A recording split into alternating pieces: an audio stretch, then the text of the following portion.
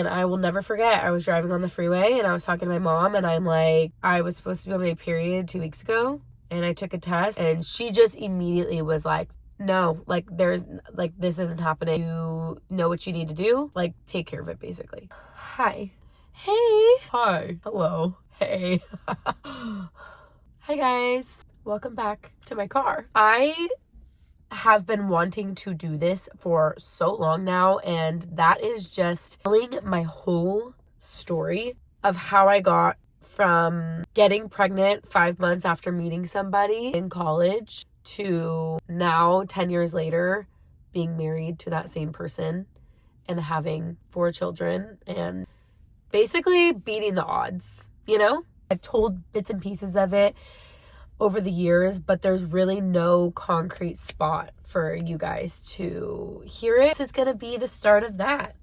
And I don't know if I'm going to end up doing it in multiple parts or whatever, but we're just going to dive in. So, I don't know where to start. We're going to take it all the way back to 2014. 2014, your girl was thriving. I was in community college, a year of community college in my local hometown. And then I did a year of community college in San Diego where I had a bunch of roommates. Most of my roommates went to San Diego State, but I was going to community college and basically just like mooching off of their like university stuff, like parties, going to the football games, all that stuff. But I was just in community college, you know? My goal was always like, if I was going to go to community college, I was going to graduate from university in 4 years. I only wanted max 4 years. You know what I mean? Like, that was always what I had sought out to do. I didn't want to be that typical story of like going to community college for 2 years, then needing to be at university for freaking 6 years or like whatever. So I was so determined to just like be done in 4 years. So that's important because you will see. So anyways, my time came. It was the end of my 2 years and I applied to any school that would allow me to keep up with that goal of mine. And at the time, it was only private schools that would allow that. So I was very limited on where I could apply. So I had applied and got into University of San Diego, University of San Francisco, and UMass Amherst, which is like in Massachusetts. So those were the ones that I got into. Those were the ones that I had narrowed it down to. And so I had to just make a decision on where I was going to go. Side note, those of you that do know this story and have heard this story, I'm going to share because now, like, I feel like when I told it before, I was like still kind of in it. And so I feel like I held back on like a lot of details that were either like embarrassing or I just like wasn't ready to share or whatever. I'm laying it all out there today, okay? You guys are going to hear it all. Because what do I have to lose, you know? At the time, I was like trying to decide between those 3. I had never been to the snow before, so I'm like, I don't know if just dropping everything and going to Massachusetts is smart. Then I had already been in San Diego for a year, and I was like kind of like dating someone there, and it just like didn't end up going well.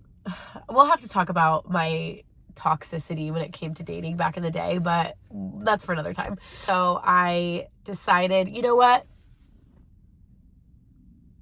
I'm out. I'm going to freaking San Francisco, baby. Wow! I was like, okay, we're doing it. Like, I'm going to San Francisco. Like, I don't want to be here where this freaking guy is. Like, we're out, you know? I hope Adrian doesn't listen to this because I don't even know if he really knows that.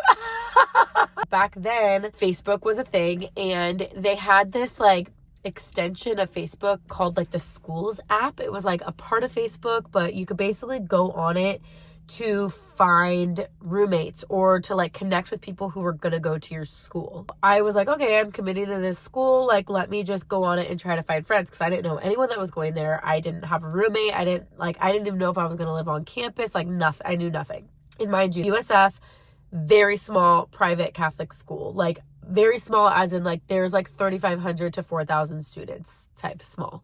So anyways, went on that app and everyone was dropping their usernames and like usernames for Instagram and Twitter, because that was back in the Twitter days, like when it was the thing. Goal was to like have everybody follow each other so we could just get to know each other and find some familiar faces for when we start school.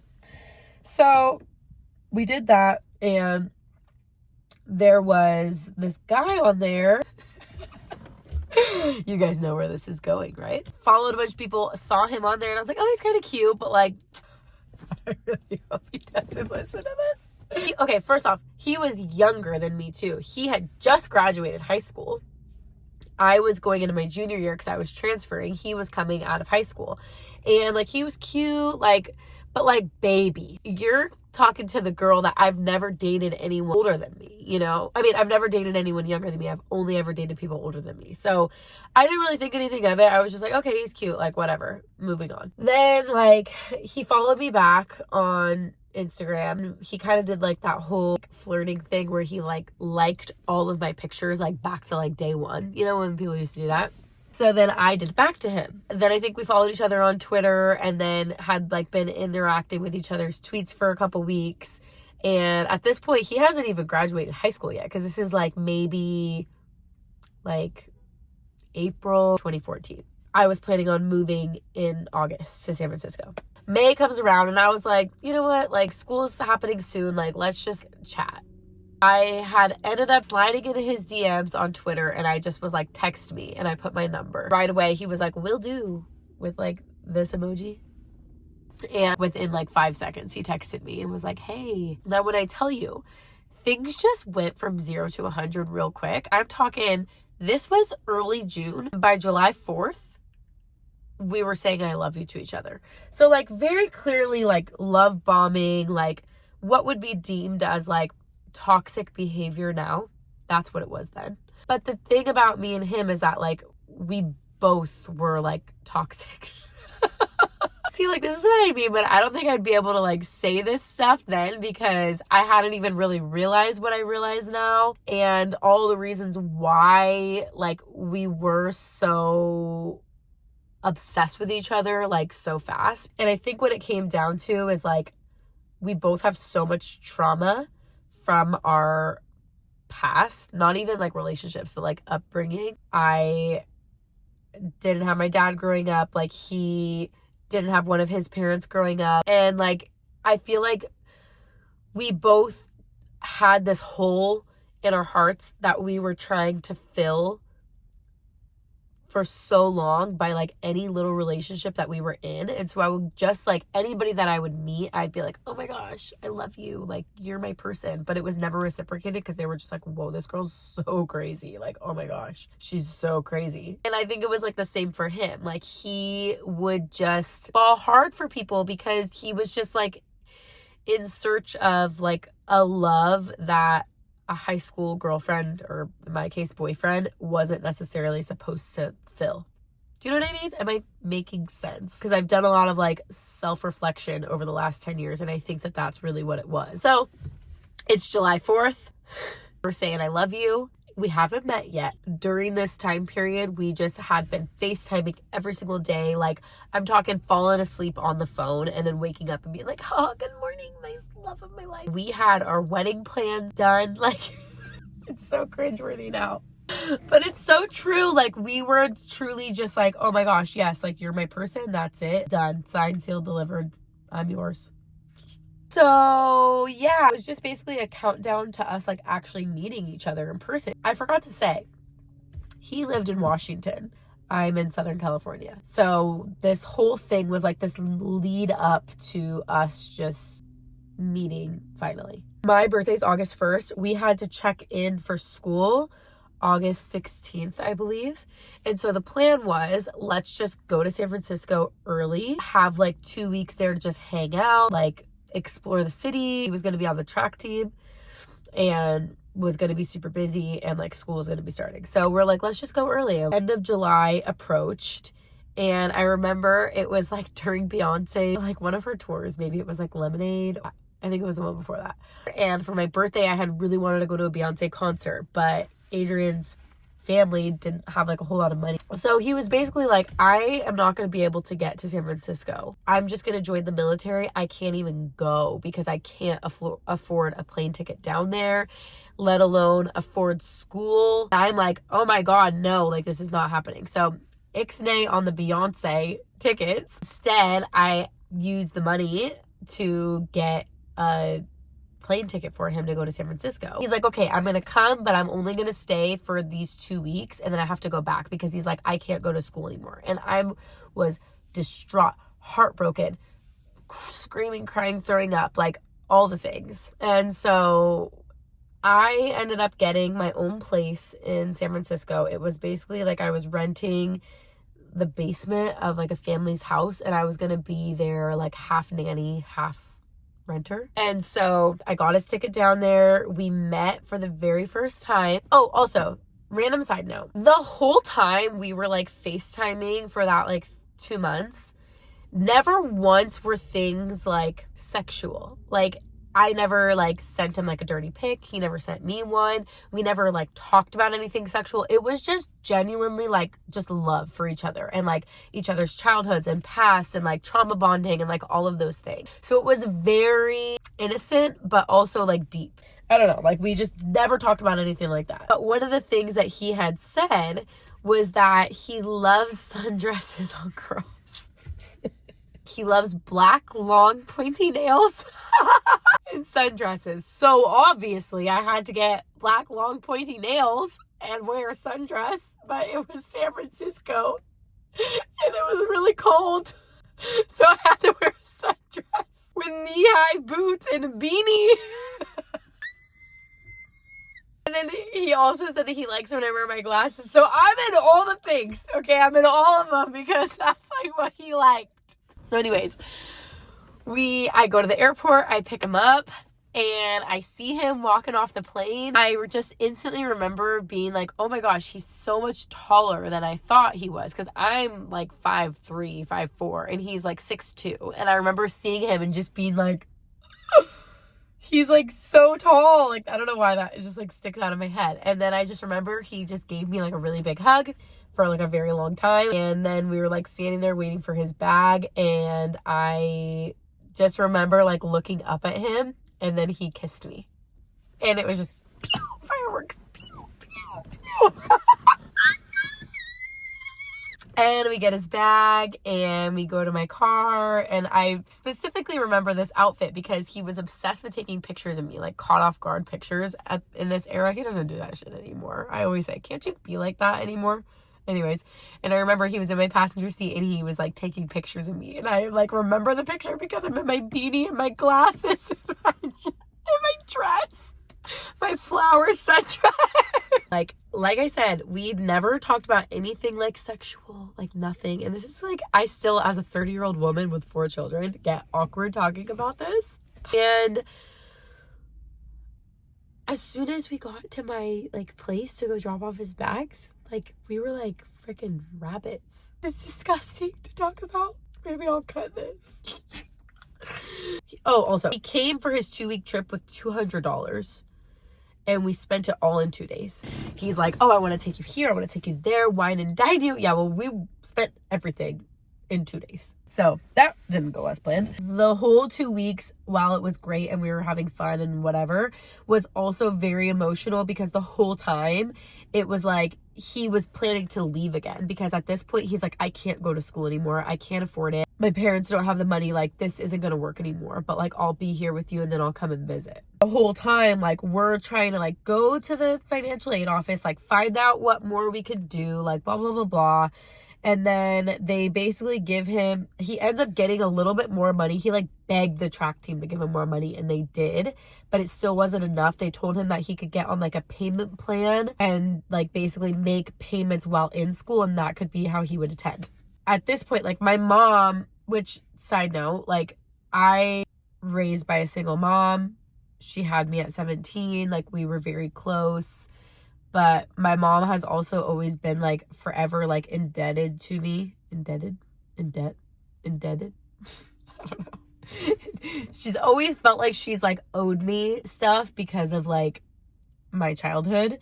And so like she literally will bend over backwards and just do anything. Like I could do anything. I could, like no rules, like that sort of mom. And so when I told her that I was so upset because he wasn't going to be able to go to school there, she was like, okay, I will just make his payments for him and he can just pay me back. So hindsight, now being a mom, would I do that for my kid? Probably not. But hey, it all ended up working out. Anyways, she truly felt like she was just doing right by me, wanted me to be happy, didn't, like whatever. And so she's like, okay, I'm gonna just do this and he can pay me back. And so she signed up, she made his payments, and he went to school there. And he got a job right away and started paying her back right away. Like, he was a man of his word. Anyways, like, now we're in school. He's living in the dorms because as a freshman, you had to live in the dorms. But because I was a junior, I could have my own place off campus. We basically go through, like, our entire first semester, like, just doing what we're doing, like, playing house. I had my own place. He barely ever even stayed in his dorm. He just was at my place all the time. And then in October, we both are working, so we, like, had a little bit of money. He took me back home to Washington to meet his family. And thank God he took me then because, yep, you guessed it, a month later, bum, bum, bum. Which honestly, like, obviously that was gonna happen. I just was so dumb and naive and uneducated. That's a whole conversation for another day. But I'll be honest, like, I always had it in my brain that just, like, it wasn't easy to get pregnant. I just genuinely thought that, like, because my periods were irregular, that meant that I was infertile. I don't know why. I was on birth control, but, like, I was stupid and I just, like, would skip a day and not, like, I just didn't think that it was, like, a problem. Truly just embarrassed at how, like, I thought it worked. But that's a reality for a lot of people, or they just don't know because nobody ever talks about it. Now it's November-ish. November, December. Yeah. Okay. December. I'm pretty sure up to this point, we also squeezed in like a random 2-day trip down home where I'm from, which is like a 6-hour drive. And so he had met my mom. I went home for winter break. Adrian stayed. He didn't get to go home for Christmas, so he spent Christmas alone. Actually, the dorms closed, so he had to sneak into my basement apartment that I was living in because they thought that I was leaving, and they didn't know that I basically had this guy like half living there too.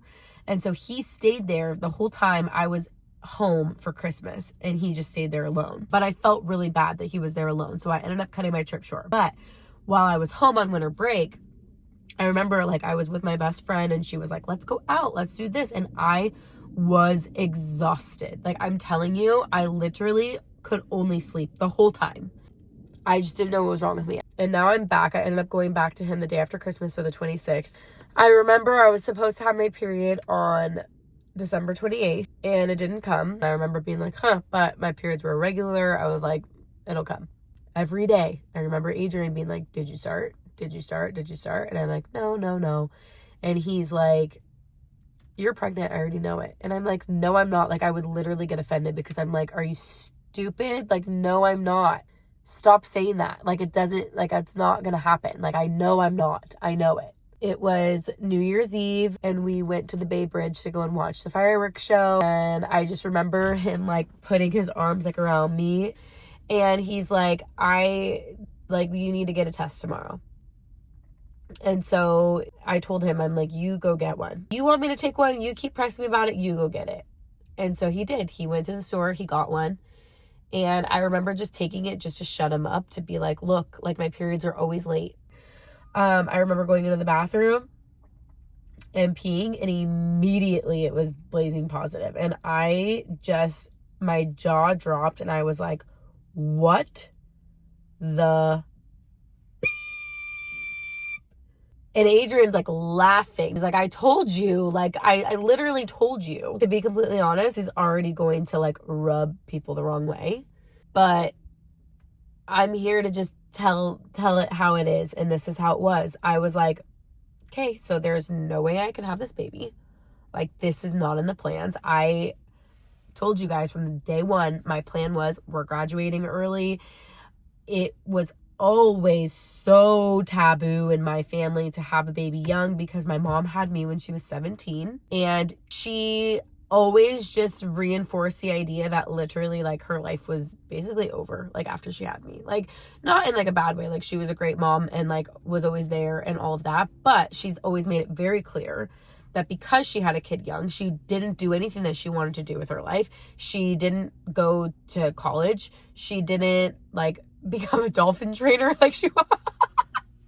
Oh, like, that's what she used to tell me when I was a kid, that like if she could have her dream job. She would want to be like a dolphin trainer. I don't freaking know, whatever. But like, I always was under the impression that she wasn't able to do that because she had me. It just was like her way of telling me, like, don't have a kid young or you're gonna ruin your life. That was what was ingrained in me. And so you would think, having that ingrained in me, I would like read up on ways to not have a baby, but I just, again, was so naive and 19 years old that I just wasn't thinking that. I don't know. So because she had me so young, I felt like I was always like the prodigy of the family. Like, I was the first one to go to college. I was the first one to, like, I just felt like there was a lot of pressure on me from early on to like, don't do what my mom did, basically. My mom's the only girl out of her siblings. All eyes were on me to not F up like she did.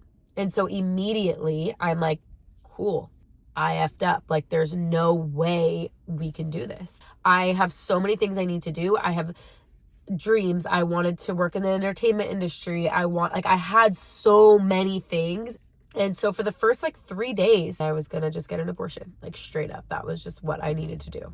Adrian, on the other hand, was like, we're gonna be fine. Like, we can still do all the things. Like, I'm going to marry you. We are going to be together, just like all the things that we planned. Your situation is very different than your mom's. You're not in high school. Like, you're in a committed relationship with someone that you're going to be with for the rest of your life, because like, we were very much in love, and like, that was just what it was. And he's like, we're gonna be fine. I have always been like very logical, and so even though like my heart wanted that, my brain couldn't hop on board until I knew that it would be possible. And so before making any decisions, before even telling my mom, I made an appointment with the school psychologist, school financial aid, my academic counselor, and I basically made them tell me that I can figure out a way like to still graduate when I wanted to if I was going to have a baby. Like, I literally went and told my counselors that I was pregnant before I told my mom, because I knew that she would just, even though she supported me in everything, I knew that this was the one thing that she has preached my entire life cannot happen. And I will never forget, I was driving on the freeway and I was talking to my mom, and I'm like, so I need to tell you something. And immediately I could tell in her voice that she just already knew what it was. And I just said, I was supposed to be on my period 2 weeks ago, and I took a test, and she just immediately was like, fuck. Like, no, like, there's, like, this isn't happening. Like, no, you know what you need to do. Go, like, yeah, like, take care of it, basically, is what she told me. And, like, it's hard to, like, talk about that now, obviously, having my daughter who's almost 10, and, like, seeing how close they are. And it was honestly like very hard for me and Adrian, especially Adrian, to get over that response and reaction, because she stood firm in it for like 3 months, and like basically like just wasn't in support at all. No one was in my family. My mom ended up telling everyone. My grandpa, who threw up when he found out. My aunt and uncle, they don't have any kids, and I've always just sort of felt like I was like, they looked at me like their kid. Like, she told them. My uncle ended up like sending me like a formal letter, basically telling me that I need to like terminate my pregnancy, and like using the analogy of, you wouldn't, if you got into a fender bender, you wouldn't like drive the car with a broken fender. Like, you would fix it and like continue driving. And like, he's like, if it was your life's goal to be a single mom at 20, like, you can stop like everything now because you've accomplished your life's goal. And it was just like very hard to like hear all the people that like I never wanted to disappoint. Like, I was always such like a people pleaser, and like wanted to make everyone happy, and like had all these goals that weren't even really my goals. They were goals because I felt like I had life to make up for that my mom missed out on because she had me. And I felt like it was my job now to like be the one that did it right, you know? And so after getting all of that, like all those opinions, I just decided to just like, I just need to take time. I need to just cut everyone off, and I need to just figure out what I want to do. Because at this point, I still didn't know what I wanted to do. And I knew that I wouldn't be able to come to a sound decision until I canceled out all the noise around me and disregarded all of the opinions and just did what I wanted to do, or what Adrian and I wanted to do. But at the end of the day, like, I did consider what he wanted, but I was the one that was going to be pregnant, giving birth, and ultimately, like, I saw what having a baby did to my mom. So, like, I knew that it was, like, at the end of the day, my decision, you know? So then I was kind of, like, in the midst of scheduling all of those appointments, having all those meetings with my counselors, and I had my first doctor's appointment, and of course, my due date was the first day of my senior year. That's when I was set to have this baby if I wanted to go forward with it. And so I just remember once I found that out, I went into those meetings being like, tell me how I can still do this, graduate, and do all the things that I wanted to do. Like, how can we make this happen? So I'm going to end this one right here. Because this has been a very long video, and there's so much more shit that just went on, like how we actually made it work. Like, I'm telling you, there was so many moving pieces, and like the way that we hit like rock bottom so many times is just crazy to think back on, especially seeing where we are now. So I want to get into like the nitty-gritty details of just like what that next year looked like for us, because it was just pure chaos. I already know, like, if you're not saying it, you're thinking it. Like, how am I able to openly admit that I considered having an abortion when I have like that same child living now? And like, I've gotten questions before of like, what if she sees this? What if, like, you know, she's got, like, I'm just going to address it now so you don't even have to ask. I hope to raise my child with the same mentality that I had then. And I still stand 2 feet firm in what I did, which was assess the situation and make the best decision for myself. And I hope that she can use what I did as an example if she ever finds herself in this situation. Don't just do something because somebody's telling you to do it. Don't just do something because you're told that that's the right thing to do, or don't not do something because you're told that's the wrong thing to do. Do what you want to do, and use your brain and your heart to make the best decision. And that's the best advice that I could give anybody. I've had so many people over the years message me being like, I'm in the same position as you were. I've never thought I would get here. What should I do? And each and every one of them, I've helped them analyze their situation and tell them to just be confident in whatever decision it is that they make. Every situation is so different. Not all of them are going to turn out the way that mine did. Women deserve to make the best decision for them and their future. Even if you weren't just being reckless and stupid like I was getting pregnant.